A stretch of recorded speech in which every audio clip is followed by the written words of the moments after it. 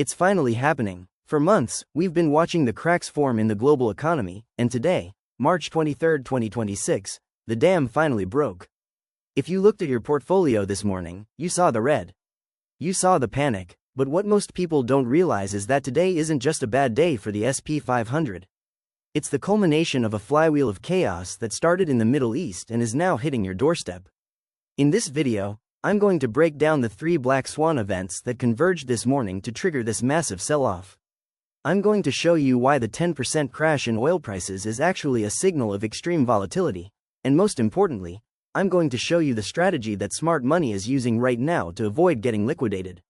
Stick around until the end, because the relief rally you're seeing in the last hour is a total trap, and I have the data to prove it. To understand why the market is screaming today, we have to look at the Strait of Hormuz. For the last 2 weeks, the world has been holding its breath as the conflict reached a fever pitch. We saw the world's most important energy choke point effectively closed. This isn't just about gas prices. 20% of global oil flows through that gap. Over the weekend, the administration issued a final ultimatum to reopen the strait or face a total strike on power infrastructure. The markets opened this morning priced for war. That's why we saw that initial gap down.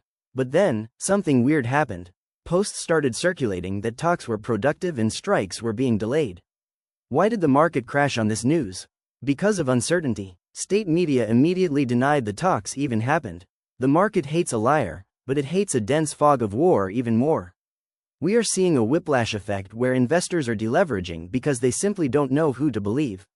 When the algorithmic trading bots see conflicting headlines from official sources and social media, they default to selling.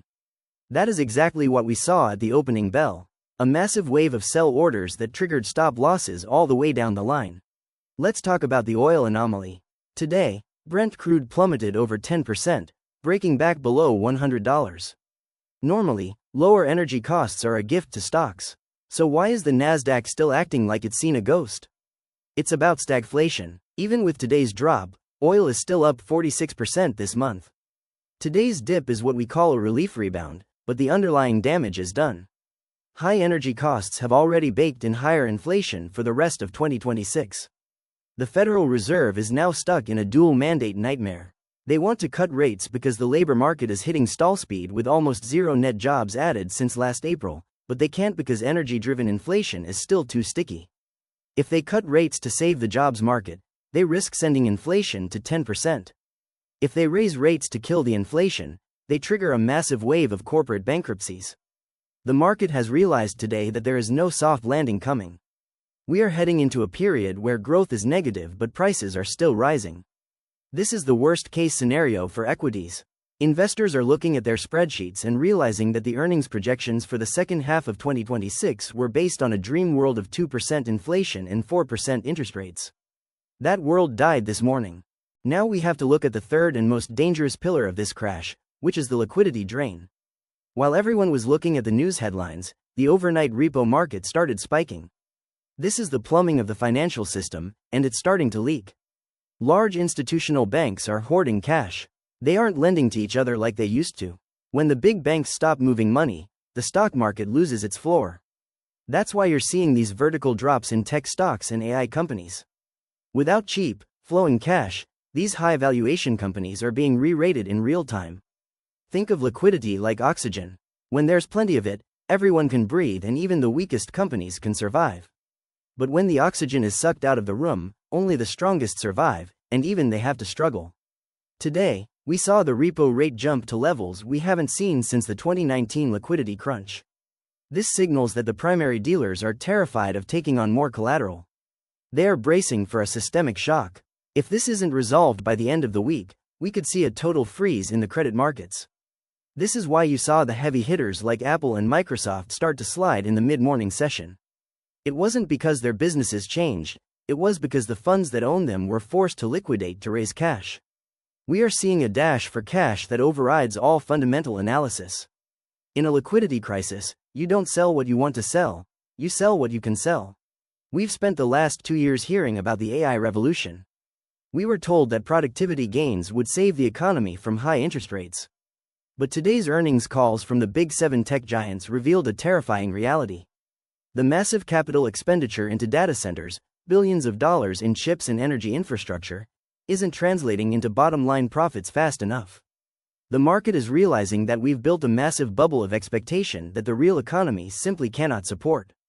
We are seeing the Shiller-Cape ratio, a measure of how expensive the market is relative to long-term earnings, hit levels only seen twice before in history, 1929 and 2000.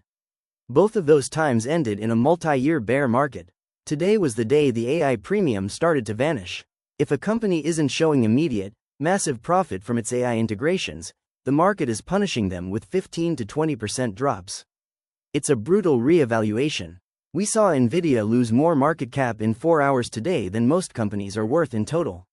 This isn't just volatility, this is the sound of a bubble popping. For years, investors have been priced for perfection. But perfection is impossible in a world of 8% mortgage rates and global energy blockades. The productivity paradox has arrived, where we see the technology everywhere except in the economic data. The promise of AI replacing every white-collar worker hasn't happened yet, but the bill for the hardware has come due. And then there is the housing market.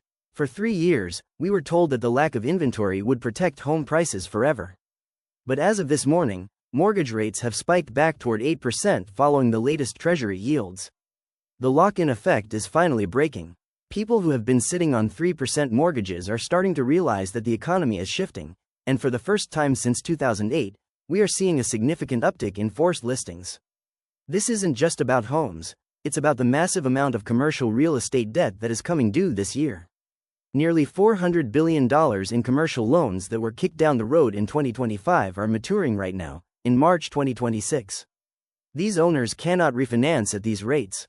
Their buildings are worth 30% less than they were when the loans were taken out. We are starting to see the first major defaults in San Francisco, Chicago, and Los Angeles.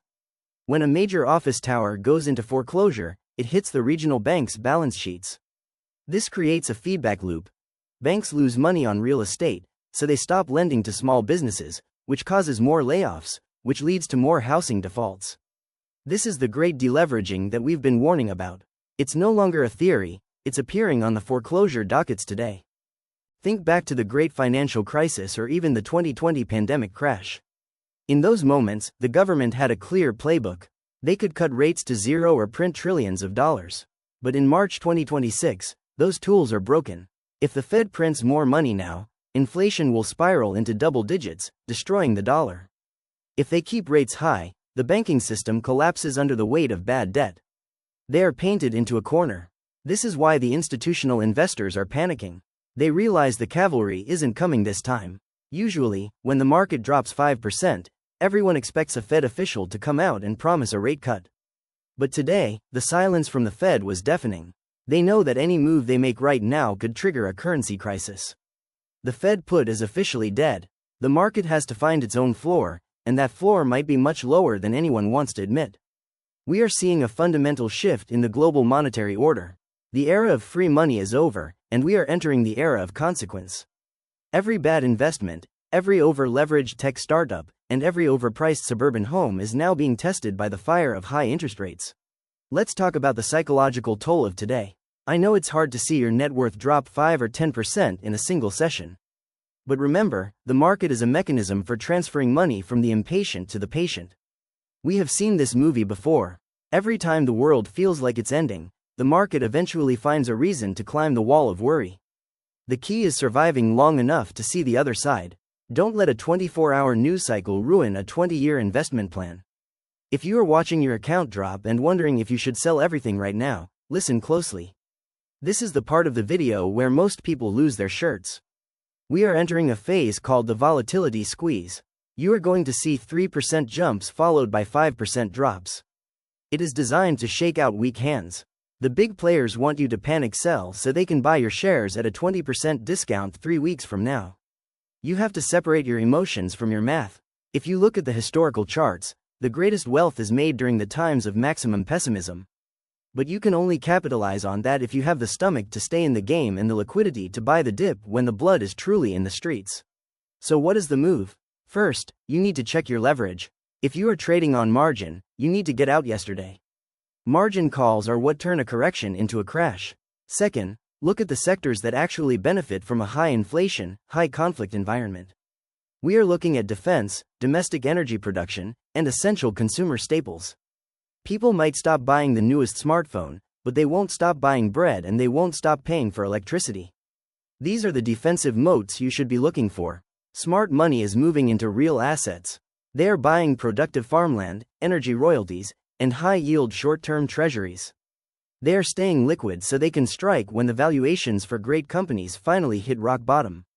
This isn't about timing the market perfectly, it's about having the dry powder ready when the opportunity of a decade presents itself. We are seeing a rotation out of hope and into reality. Companies that actually make things, move things, and sell things people need are the only ones that will maintain their value in the coming winter of 2026. Finally, let's address that relief rally I mentioned earlier. You see those green candles starting to pop up in the final hour of trading? That is not a recovery. That is a dead cat bounce caused by short sellers covering their positions to lock in their gains for the day. Do not fall for it. It is a classic bull trap. The data shows that the actual bottom isn't in until we see a capitulation event where the VIX, the market's fear gauge, hits 40 or higher. We aren't there yet. We are still in the denial and anger phases of the crash. A real bottom only happens when everyone is too terrified to even look at their brokerage app. When the buy the dip crowd finally goes silent and gives up, that is when the real opportunity begins.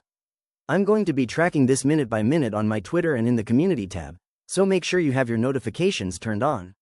We are going to look at the specific price levels for the S&P 500 and the Nasdaq in the next video, and I'll show you exactly where the historical support lines are, the levels where the big money usually steps in to stop the bleeding. This is going to be a wild month for your money, but remember, fortunes are made in bear markets, they are just collected in bull markets. Stay disciplined, stay liquid, and don't let the headlines dictate your wealth. I'll see you in the next update.